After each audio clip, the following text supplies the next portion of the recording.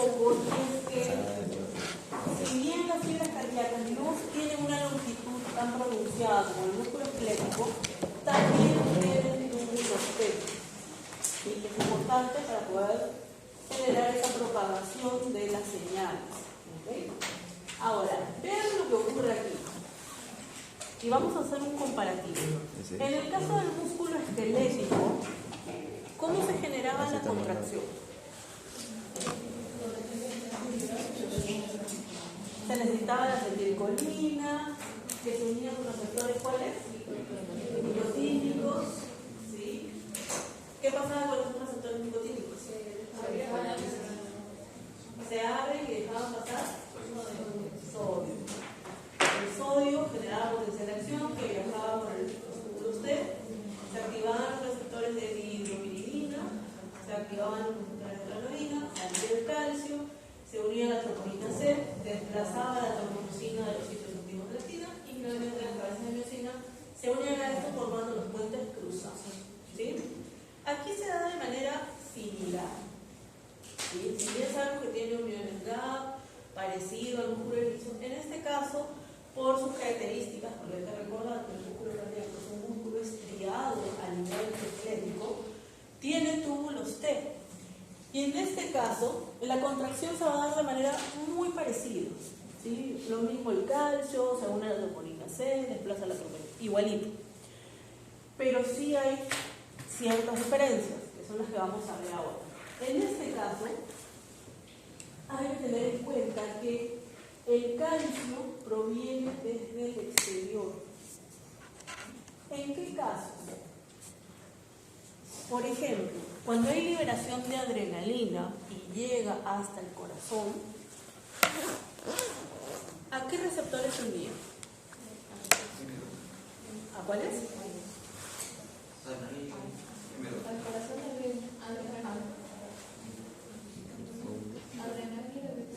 Adrenalina a nivel del corazón, ¿qué receptores tiene? ¿Cuáles eran? ¿Toditos los tiene? Beta 1, beta 3 y alfa 1. Beta 1. Beta 1. Los beta 1 son excitatorios o inhibitorios. Excitatorios. ¿Por qué son excitatorios? ¿Por qué? ¿Están acoplados a qué? Proteína GS.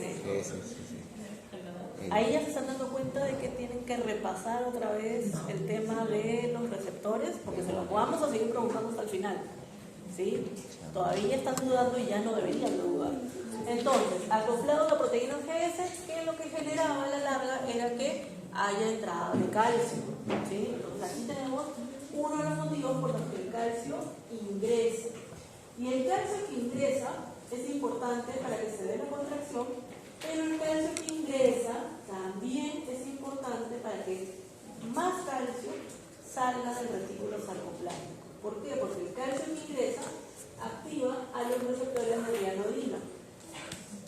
Entonces sale calcio, ¿sí?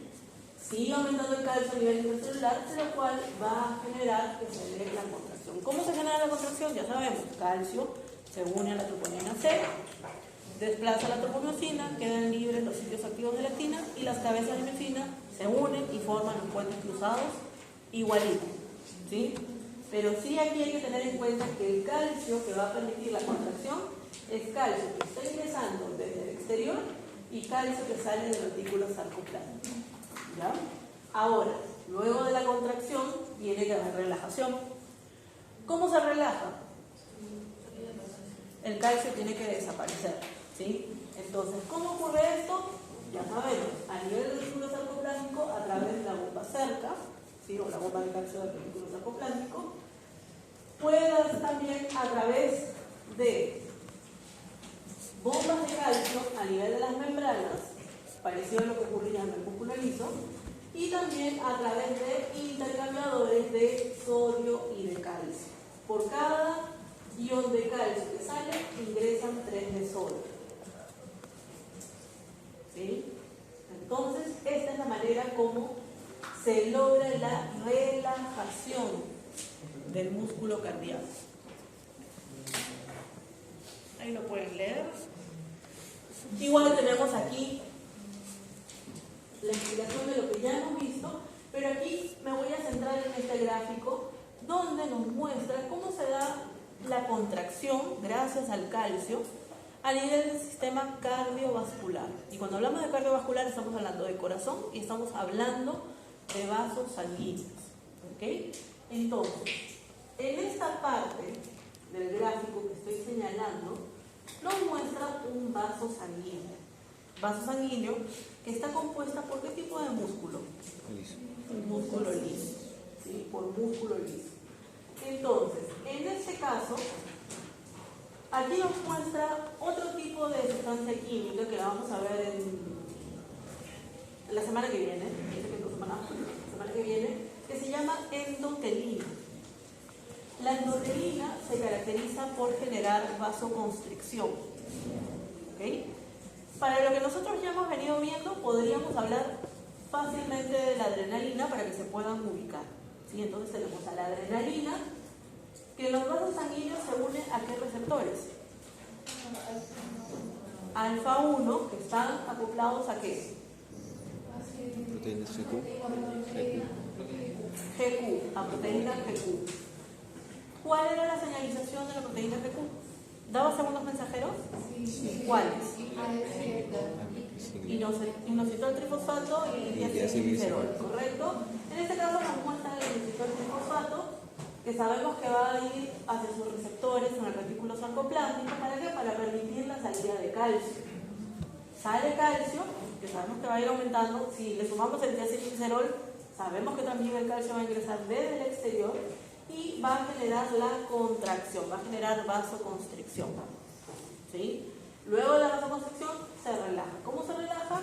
En este caso, a través de las bombas de calcio que van hacia el retículo sarcoplástico, o bien también, que no está aquí en nuestro gráfico, pero tenemos que hay bombas a nivel de las membranas y tenemos los intercambiadores de sodio y de calcio.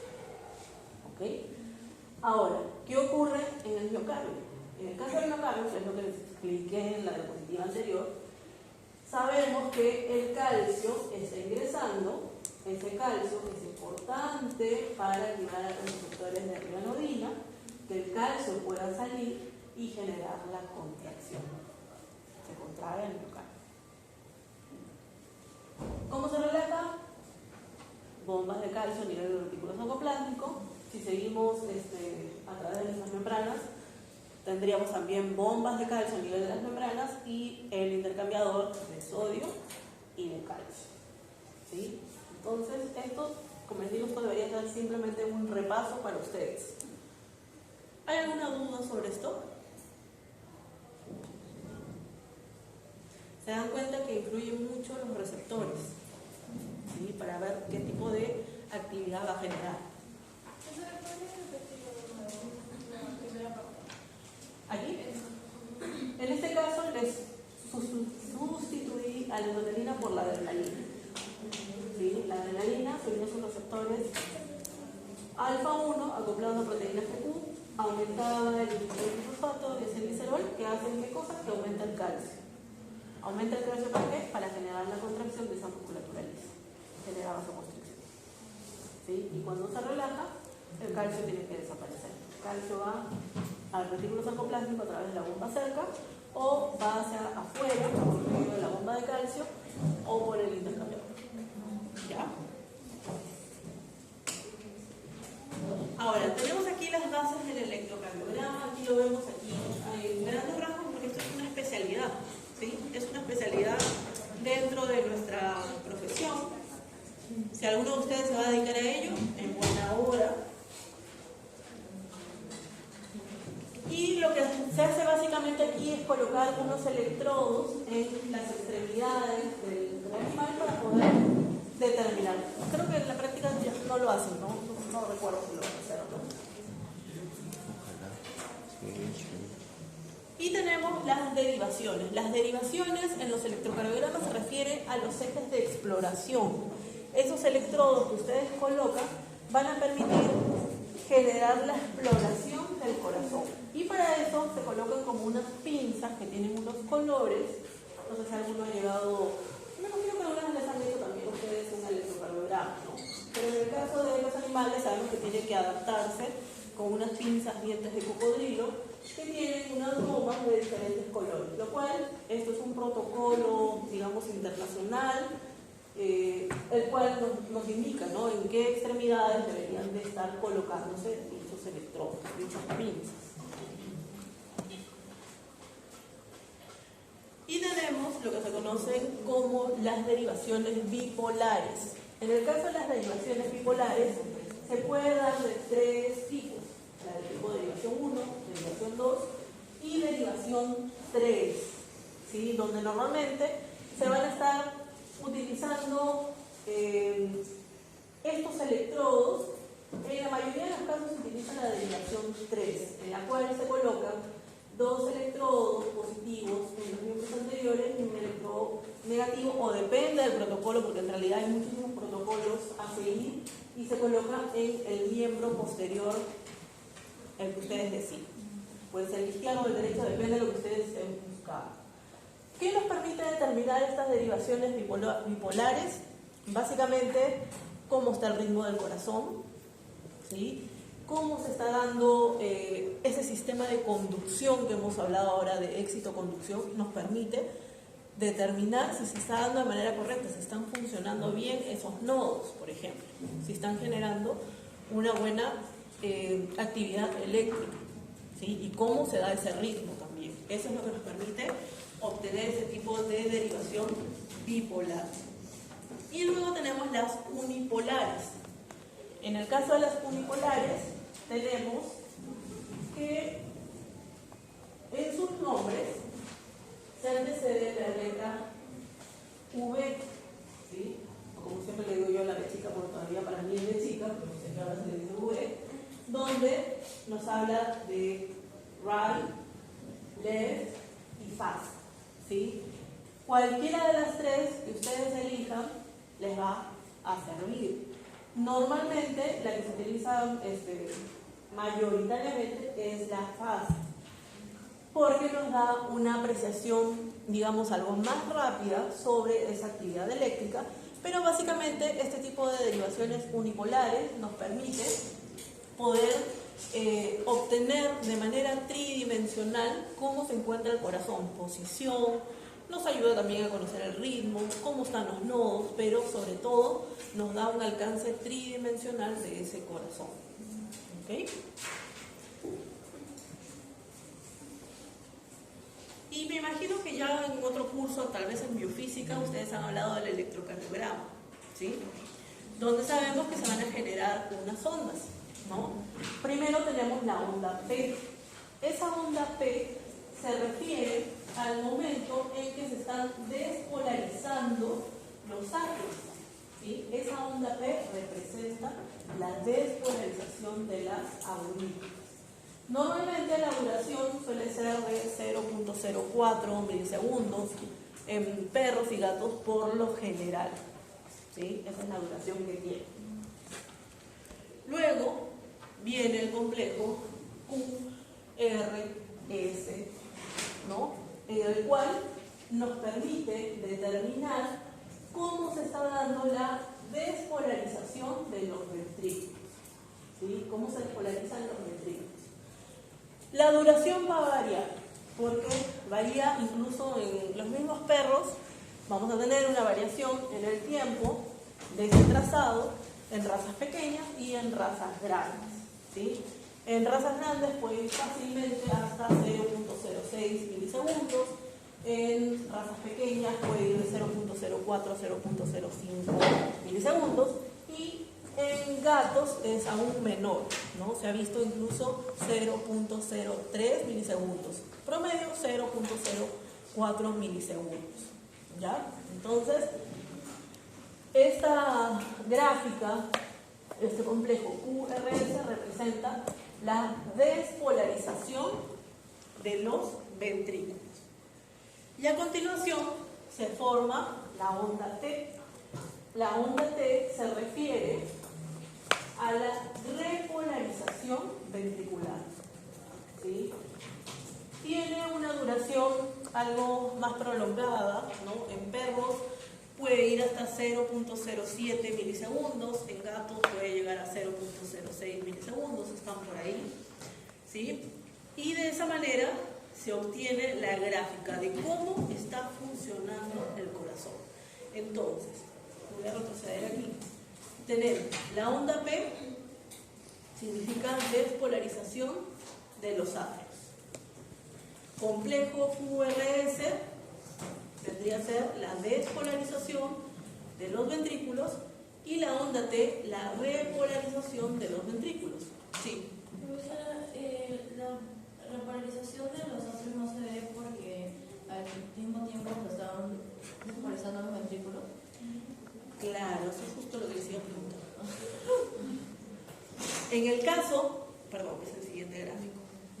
Les iba a preguntar si es que los atrios se repolarizan, ¿no? Algunos me dirían sí, otros me dirían no. Pero la respuesta es que sí. Solamente que no se grafica. ¿Por qué? Porque es mucho más fuerte el evento de la despolarización de los ventrículos. Entonces, en el momento en que se están despolarizando los ventrículos, se están repolarizando los atrios. Por eso no se ve. Es como que lo cubre, ¿no? Lo cubre totalmente porque es un evento mucho más fuerte. Ahora, es importante. ¿Qué era la onda T? La onda T vendría a ser la repolarización de los ventrículos. En el caso del complejo QRS se refiere a la despolarización de los ventrículos. ¿Qué les iba a decir? Primero siempre va a ser el evento eléctrico y luego el evento mecánico. A nivel del corazón, primero va a ser el evento eléctrico y luego el evento mecánico, ¿sí? Entonces, si tenemos como evento eléctrico la despolarización de los ventrículos, ¿cuál vendría a ser su evento mecánico?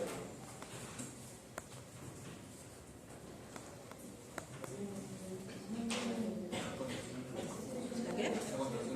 La contracción de los ventrículos, ¿sí? Entonces siempre primero es el evento eléctrico y luego es el evento mecánico. Y eso es lo que nos está mostrando también en este gráfico, donde podemos ver las ondas, pero también podemos ver ciertos intervalos, ¿sí? En el caso del foro para el módulo 2, creo que va a ser grupal. A un grupo le voy a colocar este tema del electrocardiograma con los intervalos, no tener que explicar, pero más o menos les doy una idea.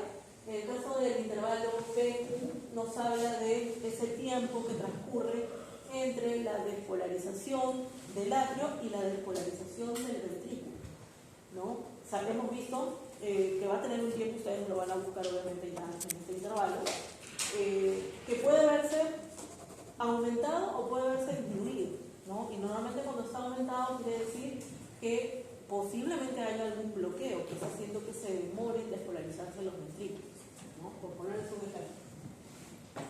Tenemos el intervalo QT que nos habla desde el momento de la despolarización de los ventrículos hasta que se repolarizan, ¿no? En este caso también tiene un tiempo que ustedes van a averiguar y que puede estar aumentado o puede estar disminuido, ¿no? Y normalmente cuando están muy aumentados, que es lo que se suele ver en ciertas ocasiones, nos habla de diferentes tipos de arritmias, ¿sí? Se están presentando arritmias. Luego tenemos lo que vendría a ser el intervalo ST, que nos habla desde el momento en que termina la despolarización y comienzan a repolarizarse los ventrículos. Y normalmente cuando aquí vemos alguna falla en el tiempo, por ejemplo que se prolonga o que disminuye, posiblemente estemos ante un infarto, por ponerles un ejemplo, ¿sí? Entonces, tener en cuenta ello. En el objetivo del foro voy a estar preguntándole a un grupo va a tener que desarrollar eso. Igual aquí, vean aquí los eventos eléctricos y los eventos mecánicos, ¿no? Primero ocurre la despolarización de los ventrículos y luego la contracción. Y aquí vemos la contracción, ¿por qué? Porque sabemos que aquí está entrando calcio a través de los canales lentos de calcio, ¿sí? Entonces, recordar, porque a veces se confunden y terminan respondiendo al revés, ¿no? Y siempre primero es el evento eléctrico. Aquí también tenemos más intervalos, tenemos los segmentos, eso ya se los voy a dejar a algún grupo. Preguntas, dudas.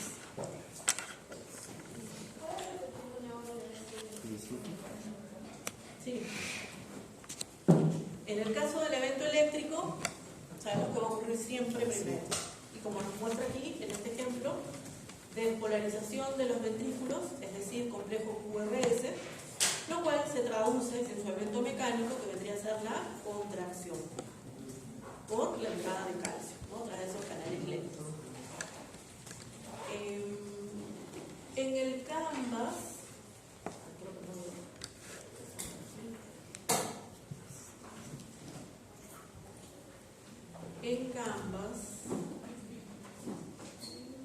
en la semana 5,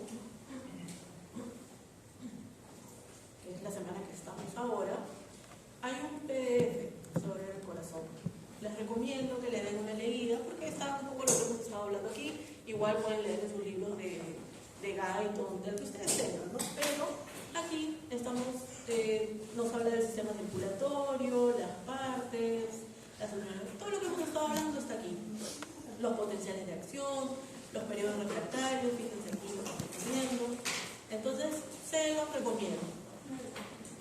Tiene un poco de electrocardiograma, pero bueno, sin más no les voy a seguir mucho ahí, pero en el tema de la fisiología sí, ¿no? Y cómo se da el mecanismo de contracción. Vean aquí también, tenemos otro gráfico de contracción. Tiene los mecanismos por los cuales el calcio sale. Entonces, ese PDF se los recomiendo como para reforzar lo que estamos viendo. ¿Okay? Me van a decir, está en inglés, yo no entiendo inglés. Ustedes saben que ponen ahí los PDF, lo traduce o en cualquier lado y ya lo tienen en castellano. ¿Sí? No hay excusa.